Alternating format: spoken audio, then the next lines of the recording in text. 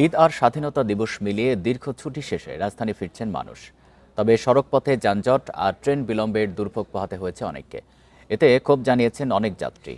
এর জন্য ব্যবস্থাপনার ত্রুটিকেই দুষছেন তারা। স্বজনদের সাথে দীর্ঘ ছুটি কাটিয়ে নামলেন কর্মব্যস্ত শহরে। তবে পথের ক্লান্তিতে অনেকটাই বিরক্ত যাত্রীরা। বলছেন সড়কপথে ময়মনসিংহ থেকে ঢাকায় পৌঁছাতে সময় লাগে 2 থেকে 2.5 ঘন্টা, অথচ এবার ফিরতে সময় লাগছে 7 থেকে 8 ঘন্টা, যা স্বাভাবিক সময়ের চেয়ে প্রায় 3 গুণ বেশি। 200-র বেশি সার্ভিস ও ফিচারে লেনদেনের সব বিকাশ অ্যাপে সম্ভব। প্রশাসন যদি থাকতো তাহলে মনে করেন যানজটের সৃষ্টি হতো না।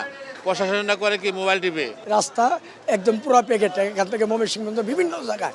একদিকে গাড়ি পৌঁছাতে অস্বাভাবিক দেরি, অন্যদিকে জ্বালানি তেলের সীমাহীন সংকট। কাজেই চাপ পড়ছে বাস মালিক, চালক ও শ্রমিকদের ওপরও। রাত 12টায় ছাড়ছি, আজকে সকাল 7টায় আসছি। তেলের দরকার 8,000 টাকার, 10,000 টাকার আমরা তেল পাইতেছি 500 টাকার। 500 টাকা তেল দিয়ে তো আমরা গাড়ি চালাতে পারতেছি না। ময়মনসিংহ থেকে যে গাড়িগুলি আসতেছে ওগুলি রাস্তায় আটকা পড়ছে, আমরা যা ছাড়ছি ওগুলো রাস্তায় আটকা পড়ছে। এদিকে সকাল থেকে দেশের বিভিন্ন গন্তব্য থেকে ঢাকায় আসা বেশিরভাগ ট্রেনই কম বেশি বিলম্ব করছে। 1 থেকে 2.5-3 ঘন্টা পর্যন্ত দেরি করছে ক্ষেত্রবিশেষে। তাছাড়া সড়কপথের চরম ভোগান্তি এড়াতে আছে যাত্রীর চাপ। অভিযোগ আছে বিভিন্ন স্টেশনে যাত্রীরা ঠিকমতো উঠতেও পারছেন না। এই ট্রেন আরো আগে আসে, কিন্তু আজকে লেট করছে অনেকটা, আর যাত্রী চাপও প্রচুর ছিল। এখানে 105টা সিট আছে দেখেন আপনারা, কিন্তু যাত্রী অতিরিক্ত আরো 200 আছে।